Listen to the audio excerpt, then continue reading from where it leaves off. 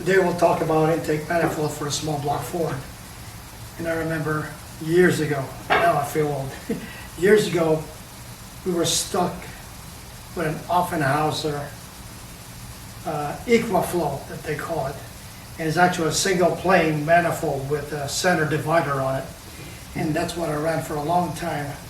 And then we ended up with the Torquer. Yeah, it wasn't like, there's a gazillion different versions for a small block Chevy, but with the Ford you're stuck with the Equaflow Portasonic Offenhauser manifold. And then the Torquer came out. And then the Victor Jr. came out. So that was good. And then the Super Victor and everything else. Now there's a bunch of companies that make them all the way to sheet metal manifold. But anyway, let's start off with what's available today. And we'll look at this dual plane intake manifold, like the one from Obtw. Now, this has been a very good manifold, especially for mild street engines. And I've done work with them quite a bit. And some are very impressive, especially for road race configuration. Now, or a healthy street engine. And here, when you look at, there's a divider there, okay? And a lot of people cut that down all the way down like they do with the C454, I think C44 manifold from Obtw, and they have a lot of cubic inches. And usually they could tolerate a little bit of power, you know, from loss from this divider plate being milled down. Now, what we've done on a dyno on a 630 horsepower small block Ford 8.2 deck, when this manifold was milled down, the center divider, we actually lost 35 horsepower across the board. No top end whatsoever. And if you think about it, that is mind-boggling. It shows that Obtw has done a lot of R&D, and they placed a divider in there. Best you can do is just streamline that center divider a little bit, but do not cut it down. All right, it may look good. Cut it down to the floor. Might say, hey, I got a little bit more plenum volume, so for soft pickup airflow, but it doesn't work. It's a 630 horsepower road racing engine that runs 10 seconds in a quarter mile. And that's quite impressive with 1101 pump gas. So if it hurts on that kind of engine, it definitely will hurt on your 347. That was a 325 stroke by 4 155 bore. And it pulled up pretty good numbers at QMP's dyno. And the divider plate, we did back-to-back tests with that, it really lost out. Now when we went to the Super Victor, it picked up from the Performer RPM. So there's just something to think about. Okay, make sure your RPM range matches your manifold range, because Obtw, I think, and the other manufacturers, they put this thing pretty close to, I should say, perfection or matched up to your combination. They got years and years of experience, and you're not about to, even me, myself, go in there and get a finely engineered manifold, start carving it out and changing the plenum volume and the runner laying back the run. Sure, that'll probably work when you got a lot of RPM, a lot of compression. But for street, it's gonna be hard to beat. Okay? So that's one. Now, what we have here is the Super Victor right here. Pretty good fit there. And when you bolt down this manifold, always remember, take off the carburetor. And I see a lot of guys, they just bolt it on, but they don't look at there with a flashlight. All right? Turn on your thing and put your telephone in there and light it up, move it forward, backwards, side to side, start tightening it up, and while looking into the port alignment. Because there's no way, even if it match port, this doggone things, if we just hold it on and don't even look at with a flashlight underneath there, see how you're lined up, or even you're actually at that point you're cross-checking your porting on your manifold. that it matches the head. Okay? I see that all the time. They put the manifold on, carburetor's on top of it. Did they even look in there? Did they even look at that it's lined up correctly? So do that. So when you see somebody bolting on your manifold, you're looking in there with a flashlight. Keep that guy, all right? He's onto something, and he's not guessing. So I've always seen that. When I disassemble the engine, I take off the carburetor. First thing I do, I look in there. I go, who put this manifold on? The gasket's out of alignment. It's not even flush. So make sure that's the thing. But anyway, this is the Super Victor. It came about from the Edelbrock Victor Jr. And when the Edelbrock Victor Jr. came out, it had a little curve here, longer rudder, okay, to boost the torque. And what I used to do back then was I open it up just a tad bit, but then there's a cover here, a casting, and I open it up just to give it a little bit more airflow through the runners. So you can do that with a street manifold or a Victor Jr. Super Victor is already here. Now again, don't get too crazy here. Edelbrock's put a lot of time and effort, engineering, dyno testing, track testing, to make sure this works. And you're not about to go in there and start carving it out, okay? And thinking, oh, I gain more airflow. Yeah, but you lower the velocity, okay? Worst thing you do is you have a manifold that flows too much for the head capability. What could go wrong? I know one guy, he spent a lot of money on his manifold, so-called porting, and it's an 8.2 deck Super Victor, and they open up the plenum, roll back the runners or pull back the runners. He went back to the quarter mile, even with a blower, lost all sorts of ET. He comes in at top end. If he was racing for 2 miles, fine, but it's only really a quarter mile. Wears off. Today, so many tracks are running 1/8 mile. That's a bit worse off. Okay, so that's there. And then there's the one from AMP. It's a step up from the Super Victor, and when you look at the fit, it sits a lot higher compared to the Super Victor. Now, the reason for that is while airflow is picking up at a high speed, it has momentum, it has velocity, which is a directional flow, and it wants to straighten out. What it wants to do is go like this. That's why when you look at the tunnel ram, the runners are just about standing straight up, but the port still comes down.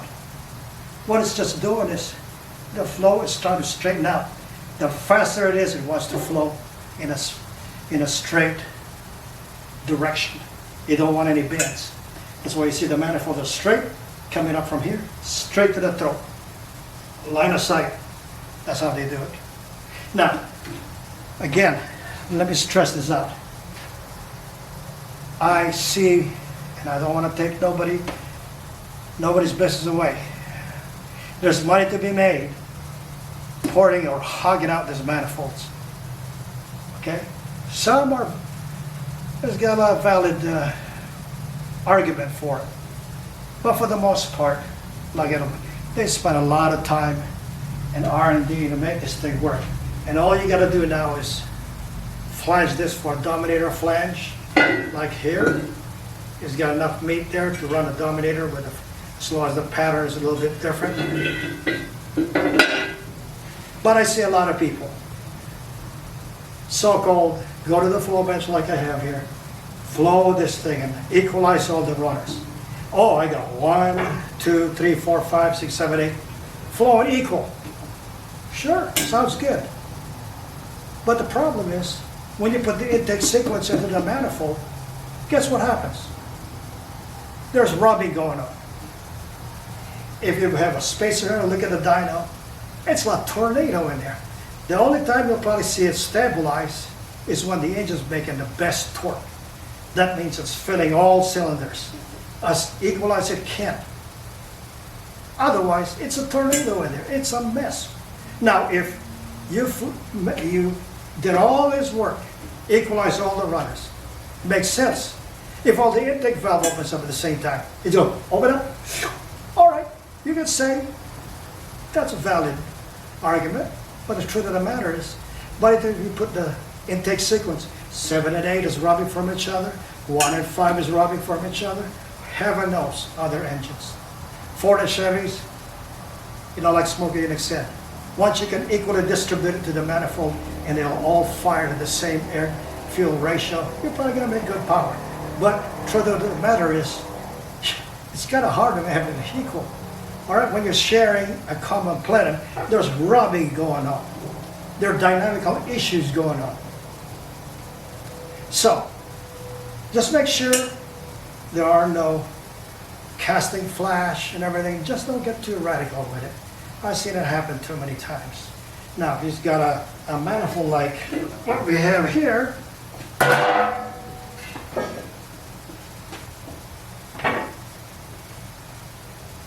for road products, it's an old one. Okay? I see these things where they open it up. If they run an open spacer, makes a lot of sense.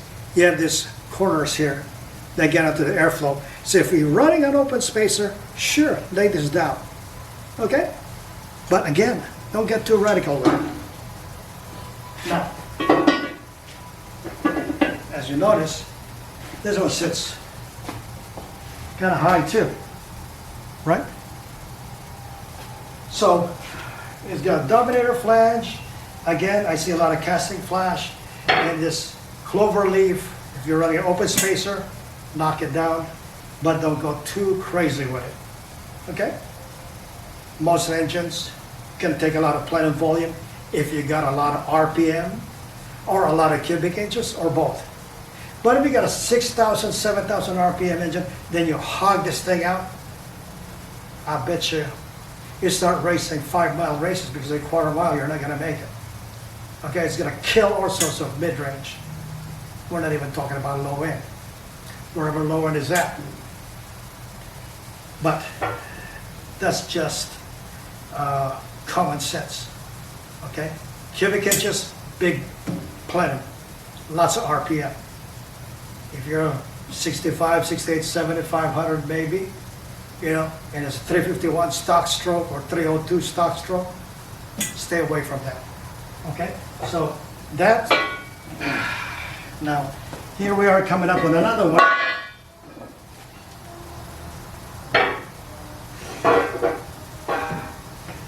Now when you have a manifold like this, all right, you either flange it for a 4150 or a 4500 Dominator. Then you can open it up and go through there. But when you're on this kind of manifold, I don't think you go to a regular guy to do the work for you. All right, so this takes quite a lot more serious effort. And I don't think a guy who doesn't have that much time in an engine will run this manifold or recommend you this manifold to run when you have a 7,000 RPM engine. Even if it's a 454 small block, not enough. This is quite tall. Lots of plenum volume, takes a lot of cubic inches. RPM to make this thing work. And you notice it's high again. All right, so that is very important to know that. Okay, so make sure you match the capability of your engine to your engine builder. Okay? Don't go to somebody who's running 10 seconds NA and you're building an 8-second engine. Okay? It doesn't work that way. Go to somebody who's been there, done that. Easier said than done. Okay? A lot of guys will claim it. Or, in fact, they'll experiment on your combination. So that in itself is something to think about. All right? And then with this layout, there's no front crossover unlike this. Right? You have this coolant to go out, this thermostat housing here. This front 2 cylinders run much hotter.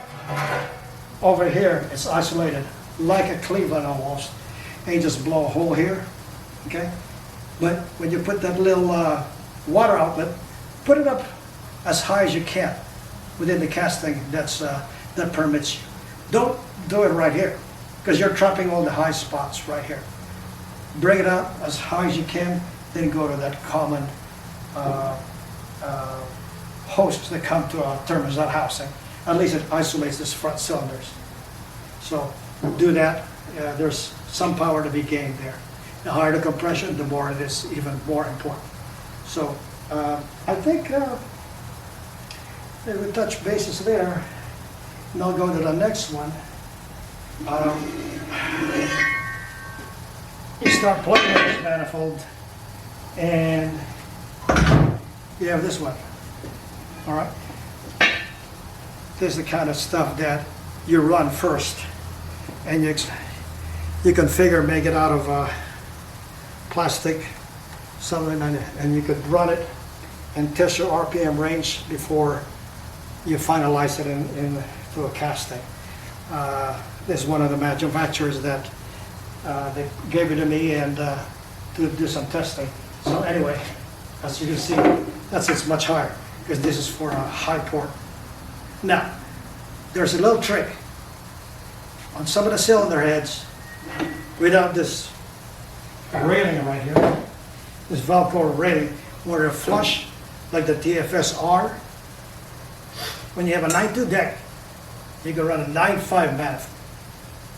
Okay, the 9.5 manifold is sit higher, and then now you can move the port up. So now it says 9.5 manifold on a 9.2 deck like this, but your port allows you to go up. Okay, so it's a little trick. Some heads, the old TFS high port, can go up. Some of the Blue Thunder can go up half an inch. I've done it, and I'll post some pictures here of a high port TFSR twisted wedge on a 9.2 deck that I put a 9.5 manifold went up. And then when I add a spacer, that even kicks it up even higher, where the actual port is padded valve cover. Okay, you can do some welding, but if you're on a tight budget, just use A and B 2-part epoxy, it'll work. So all these things, if you can pick up CFM. Now raising the port with a spacer plate, I was able to pick up 32, 36 CFM. That's a big jump, okay? Because when you're looking at between a 220, let's say AFR, and a 200 or 205, it's only like 8, 10 CFM. If you picked up 30 plus CFM on the same rudder volume, I bet you're going to get all sorts of power across the board. You're not going to lose. Okay? High port is hard to beat. Okay, the more that angle, because when you look at this thing, the more you can see line of sight, the more you can see that valve, okay, that's breathing. The more less intrusion the port is, especially the short side you can see. That's why this sheet metal intake, they're high, because they're coming in this way. Line of sight, that's what they're doing. The higher the RPM, it wants to travel a straight line. They don't want to bend, scoop down and shoot back to the short side. It comes in this way. So the high port, the better off you come into the back of the valve. Okay, and then we'll continue on with this configuration. And this is another setup. And let me just redo this and I'll come right back.